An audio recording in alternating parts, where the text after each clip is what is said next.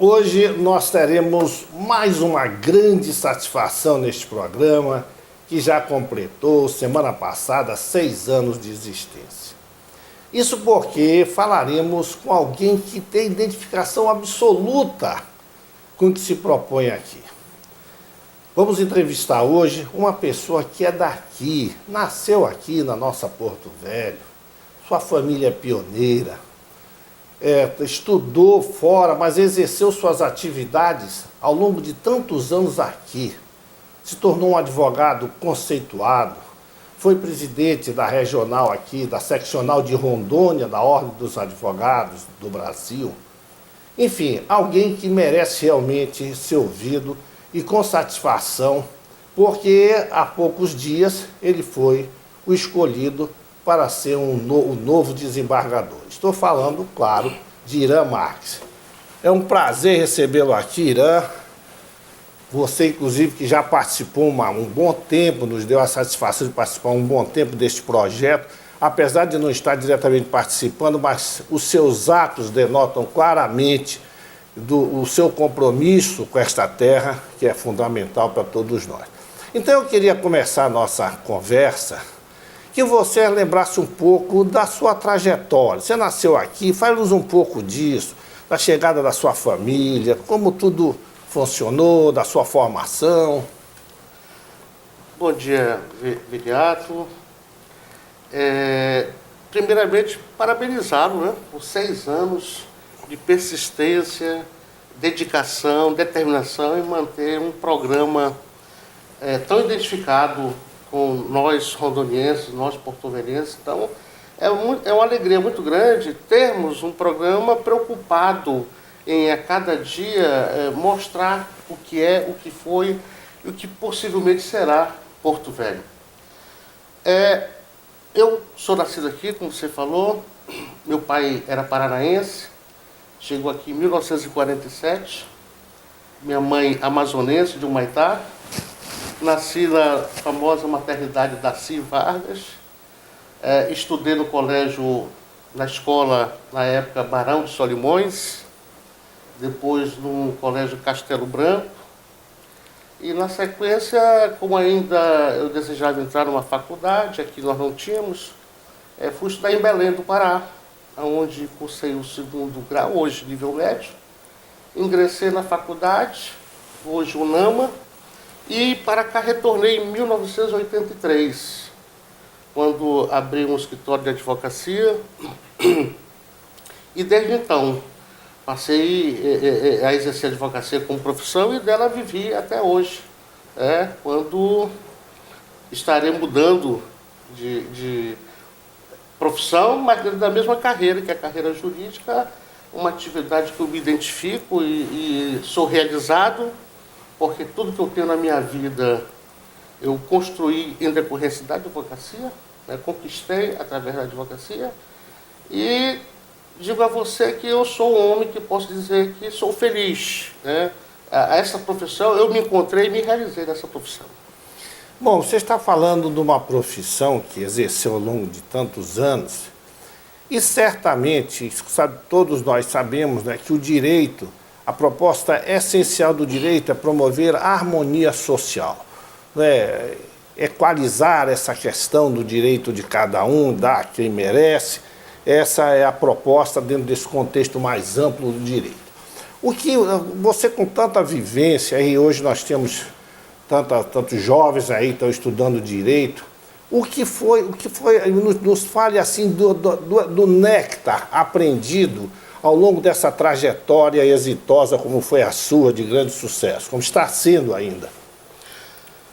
Veja bem, a advocacia, ela nos dá muita satisfação porque o advogado vai levar ao representante do Estado, juiz, a magistratura, uma postulação, o reparo de um direito violado ou impedido de se ter acesso a esse direito. Então é uma pretensão justa, uma pretensão lícita, em que o cidadão busca o judiciário para ver reconhecido esse direito. Obviamente que isso está interligado com o sistema democrático que se vive, onde qualquer litígio dentro da sociedade, dentro de duas pessoas, o Estado tem que estar presente para pacificar esse litígio. Então, existe uma outra forma de obter o meu direito. Eu não posso invadir a casa de alguém que me deve, eu não posso passar um trator em cima das pessoas que estão dentro do meu terreno. Eu tenho que me socorrer ao Estado, requerer ao Estado, o juiz, no caso o Poder Judiciário, que me dê uma tutela jurisdicional, que o Estado, o juiz, emitindo uma ordem judicial, faça com que esse meu direito seja restaurado. Então, é uma profissão que satisfaz muito, porque, como assim, o direito do cliente, mas nós ganhamos junto com ele. Foi através do nosso intermédio que nós conseguimos trazer a paz social, né, a pacificação desse litígio e um ganho, né, de um direito, às vezes patrimonial ou não, declaratório ou não, livrar alguém que esteja injustamente sendo processado, o inocente. Então, são atividades que nobres, enobrecem e dão uma satisfação muito grande, como assim que somos úteis à utilidade enquanto ser humano. Então, essa profissão ela tem a beleza que tem, a dignidade, a altivez. Por quê? Porque ela é exercida com independência, com combatividade, contra os déspotas, né? Contra os arbitrários, enfim, contra tudo aquilo que se antepõe a um direito líquido, certo e legítimo. A justiça brasileira é tida como lenta, mesmo porque, mesmo se fosse célere, as pessoas envolvidas, principalmente aquelas que têm certas convicções de razão, elas sempre querem que as coisas se resolvam de uma forma mais rápida e que é sabido, claro, que há uma série de procedimentos que têm que ser realizados para que se erre menos, pelo menos. Mas há um conceito, inclusive isso definido em nível nacional, que, diferente do que se pensa no geral, a Justiça de Rondônia tem mostrado ser célere. E agora você vai sair, não é que você vai mudar de lado, mas você vai sair do lado do advogado que reivindica pelo seu cliente para o lado daquele que julga. E o ato de julgar, certamente uma pessoa como você, consciente das suas funções, deve preocupar sobremaneira, porque mesmo tendo o conhecimento do direito, às vezes é preciso ter algo mais. Eu queria que você nos trouxesse essa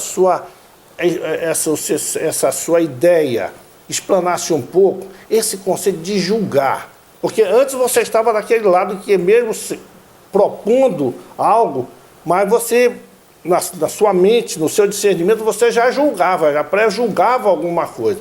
O que é para você isso aí, entrar nessa função de julgar as pessoas? É uma atividade muito sublime, é uma missão de alta responsabilidade. Ao julgar, nós podemos condenar alguém a uma perda patrimonial ou a perda da liberdade.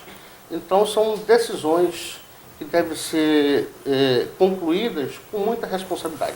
Então, o juiz, o julgador, ele tem obrigação de se debruçar sobre um processo e buscar, dentro desse processo, motivos, razões concretas que possam levar alguém a perder o seu patrimônio ou a perda da sua liberdade. Então, para que se possa fazer uma verdadeira justiça, esse julgador tem que estar desprovido de paixões, de preconceitos. Como eu costumo dizer, não podemos ter ódio no coração, nós temos que estar com o coração puro e a mente voltada para o arcabouço jurídico, para a ordem jurídica que o Estado legitimou e tentar aplicar aquele cidadão sendo processado aquilo que lhe é devido. Há uma máxima que diz o seguinte: fazer justiça é dar a cada um o que é seu. Ou seja, fazer justiça é dar à pessoa exatamente aquilo que lhe é devido. Não pode ser mais, não pode ser menos.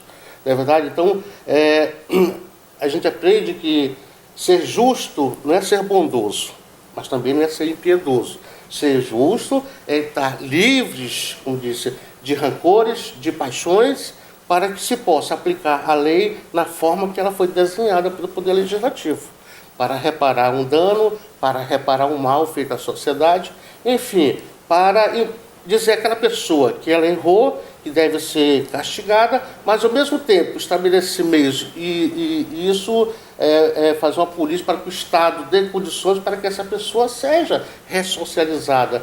Ou seja, se fosse na área de saúde, era um tratamento que o Estado dá para que ela seja curada. E no caso do apenado, é um tratamento para que ele possa ser recuperado e ser reintegrado à sociedade.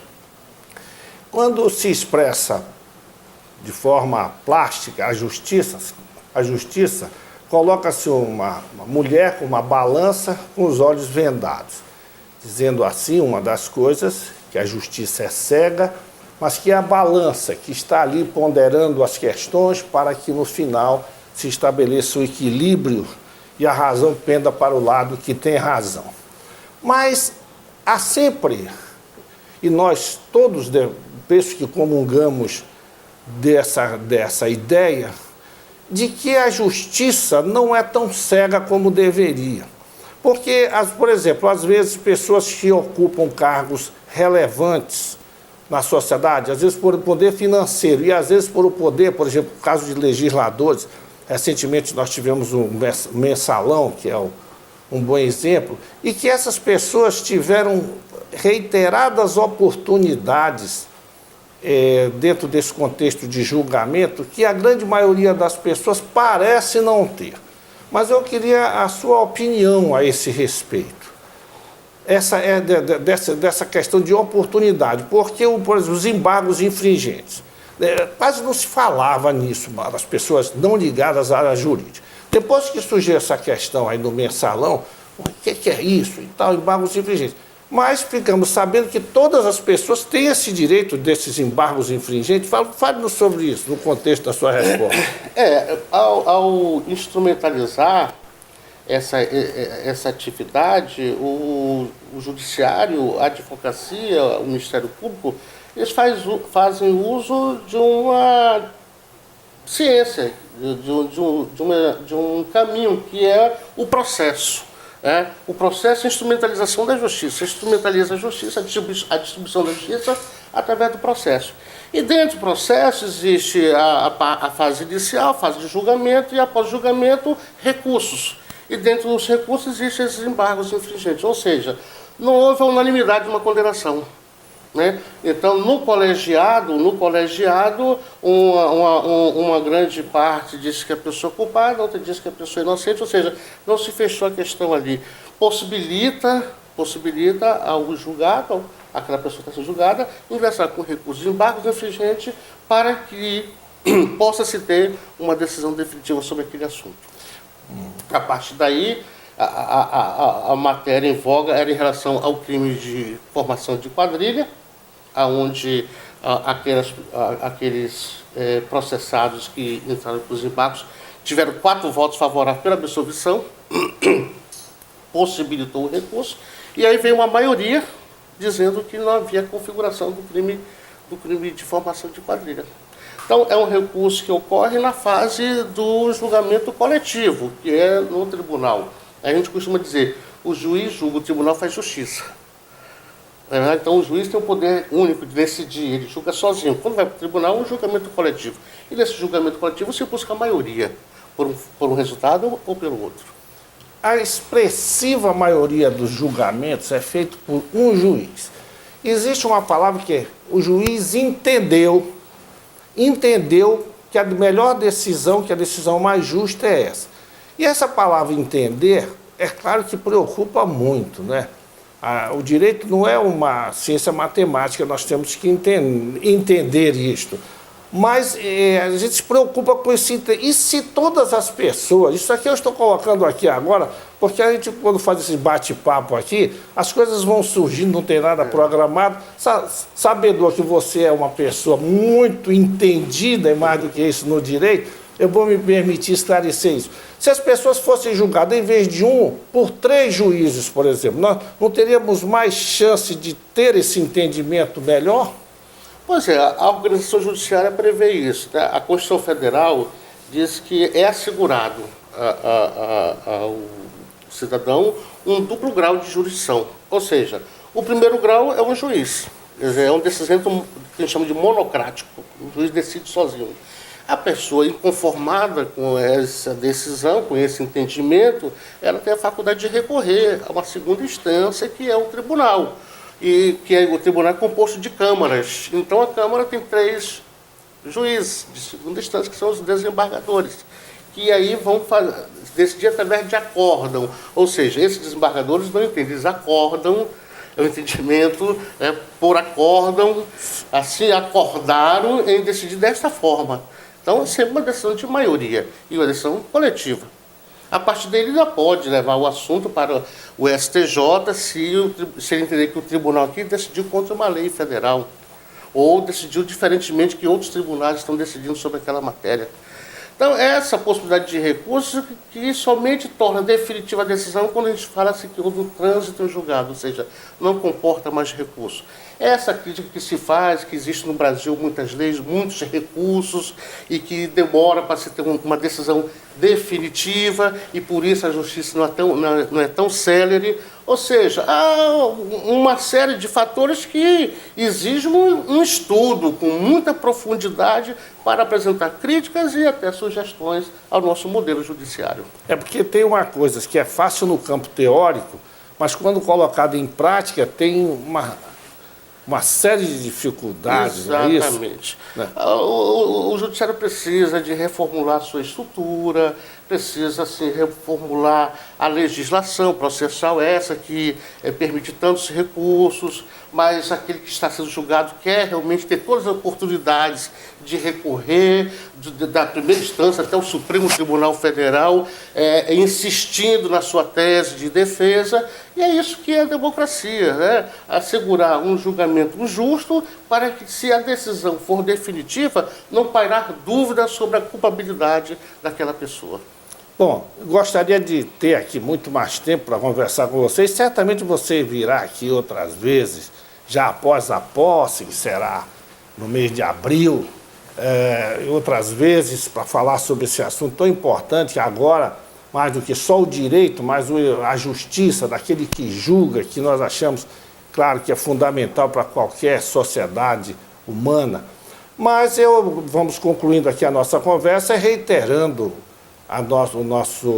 nossos parabéns, porque você vai exercer esse cargo, e ainda por mais a nossa alegria de você ser uma pessoa daqui, que nasceu aqui, que construiu sua carreira aqui ao longo desses anos todos e que mostrou competência e que agora vai para um cargo tão relevante, tão importante para a nossa sociedade. O que nós temos a desejar a você é continuado sucesso. E para concluir aí as nossas câmeras para suas considerações finais. Eu quero agradecer o convite, estar mais uma vez aqui. Como você falou, tivemos a oportunidade de termos estado juntos em outros momentos com o restante da sua equipe. Cada dia cresce. Pois é. Cada dia envereda por assuntos de maior interesse da nossa população, informar a nossa juventude, como nasceu Porto Velho, como se criou, por que as nossas situações políticas são dessa forma. Há uma sociedade que eu digo assim, Rondônia está para o Brasil, como o Brasil está para o mundo. Ou seja, é uma composição, aqui uma composição de naturalidade, a gente, todo o Brasil, estando aqui em nosso estado, até hoje nós não temos assim, uma cultura definida, preponderante, devido das regiões que aqui estão. Então é preciso que haja mais envolvimento nossos, né, moradores com o nosso estado, com a nossa capital, hoje passando por essa catástrofe, né, jamais vista, e tomara que nós saiamos fortalecidos disso, que saiamos mais experientes, que o sentimento da solidariedade seja aflorado, para que a gente possa construir, aliás, uma sociedade verdadeiramente justa, mais humana, mais solidária. Acho que esse é o objetivo de todos nós. Ok. Mas você não vai sair daí, porque Viva Porto Velho continua.